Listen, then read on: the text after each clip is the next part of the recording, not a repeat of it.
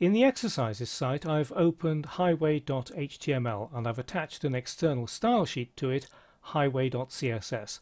At the moment, there are no styles inside the style sheet. What I want to do in this lesson is to style the text in the whole of the page, to change the font. I also want to increase the size of this top level heading and to change the color of some of the text. I'm going to close split view so that I can concentrate on what's happening in this page here, and also close the files panel so I've got more room to work with the CSS Designer. So I'm going to select highway.css in the sources pane of CSS Designer, and then click the plus button at the top of the selectors pane, and the selector that I want is body. That will affect everything in the body of the page, and it's the font that I want to change, so that's in the text category of the properties pane. And this is what I need to change: font family. If you click alongside font family, it opens this menu which shows you a series of font stacks. A font stack is a list of fonts in order of preference.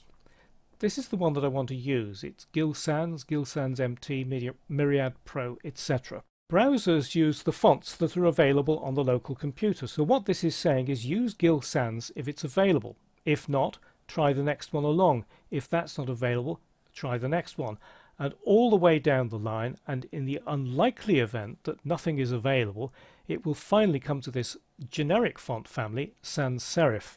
So even if you don't get one of your first choices, you'll at least get a sans serif font applied.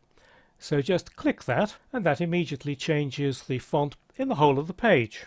By default, browsers display text in black, but pure black on pure white creates a very strong contrast which can be difficult to look at on a computer screen.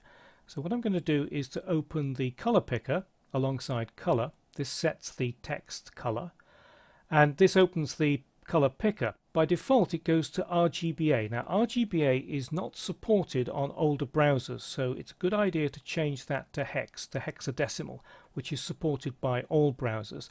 What I want is a very dark grey, just off black. So I'm going to move this slider up here until I find a color which is good. The one that I want actually is 20-20-20, and rather than waste all the time, I'm just actually going to type that in there. And as you can see, that there is pure black, the original color, and it is just slightly off black, and it makes a much better contrast in the page. And just click away. Of course, if I'd known the color already, which I did, I could have just clicked directly in here and typed the value in directly without opening the color picker. Next, I want to change the color of the headings in the page. So I need to create a new selector, and it will be a group selector, H1, H2, H3. So that will affect the top 3 levels of heading. And I'm going to minimize Dreamweaver for a moment. Eventually this page will be used in part of the case study, and what I want to do is to take a color from the sea here for my headings. And so if I click inside that color box, make sure that I'm back on hexadecimal, and then click this eyedropper tool.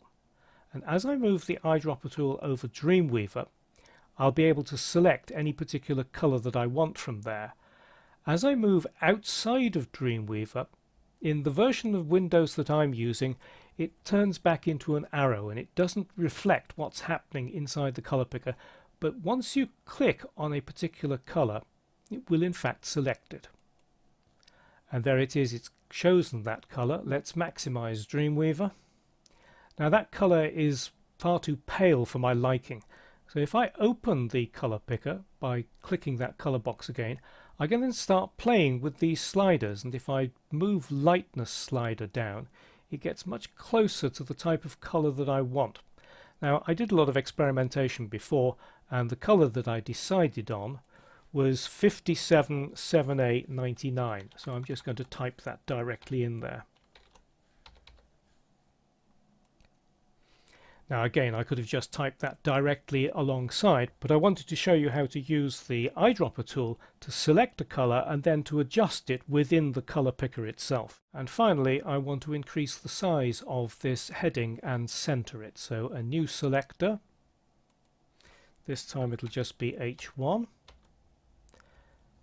And font size, I'm going to open that menu, select PX, and the font size is immediately set to 0, so it looks as though the heading has completely disappeared.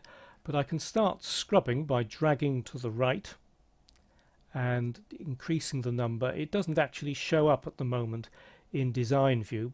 The value that I want to get to is 48 pixels. There we are.